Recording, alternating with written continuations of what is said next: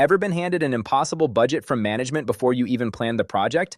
I am PM Panda, 25 years in project delivery across 3 continents. I have had to tell a board we were broke with 40% of the work left to do because I let a top-down number dictate my team's reality. Today, we are bridging the gap between management expectations and ground-level reality by mastering top-down and bottom-up estimating for your professional certification exams and real-world projects. Imagine senior management hands you a $500,000 budget for a new initiative. But when you sit down with your experts and build out the actual work breakdown structure, the team says it will cost $800,000.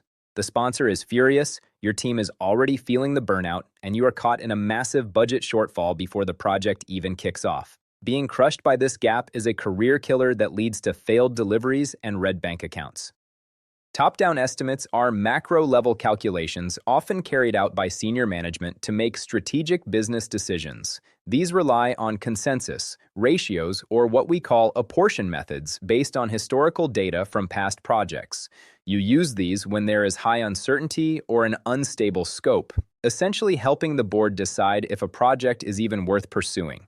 In plain English, it is a strategic guess based on what happened last time. On the flip side, bottom-up estimating is the tactical view where we look at the microscopic details. These are micro-level calculations performed by the people actually doing the work, like your engineers or site managers. These are highly reliable because they assess each work package individually and roll those costs up into a total. You absolutely need this when exact cost and time are critical or when dealing with fixed-price contracts. The trick to staying sane is a hybrid approach called phase estimating. You start with a top-down estimate to secure initial funding and see if the project is viable. Then, you refine it with bottom-up estimates phase by phase as your uncertainty decreases and your scope becomes clearer. This allows you to manage the product lifecycle without promising a final number before you even know what the team is building. Let us look at an international airport terminal expansion project to see how this works. During strategic planning, senior management uses an apportion method based on a terminal they built 5 years ago. They allocate an initial budget of $50 million based on that historical ratio. This is a classic top-down approach used to get the project onto the corporate roadmap and secure the preliminary green light from the airport board. However, the project manager gathers the engineering team to do a proper bottom-up estimate using a newly drafted work breakdown structure. Because of new international security regulations that did not exist 5 years ago, the granular estimate for the specialized screening equipment comes in much higher. When the team adds up every cable, sensor, and labor hour, the total bottom-up estimate hits $65 million, creating a $15 million gap.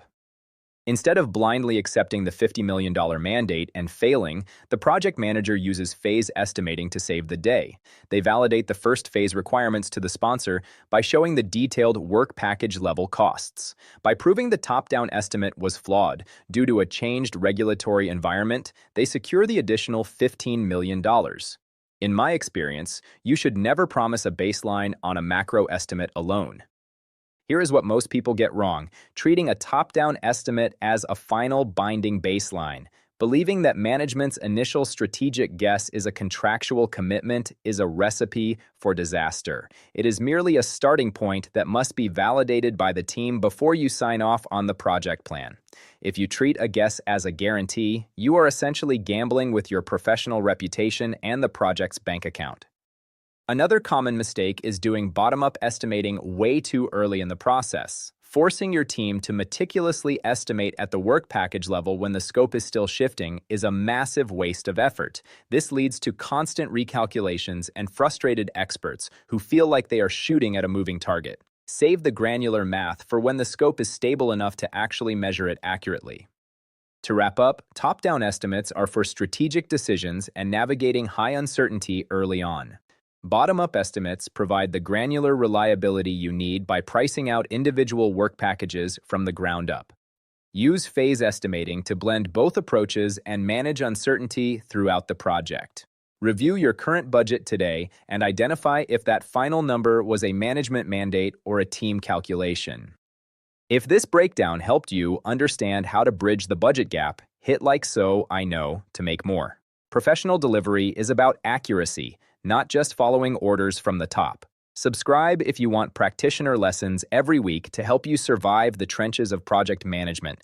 I am PM Panda, and I will see you in the next project.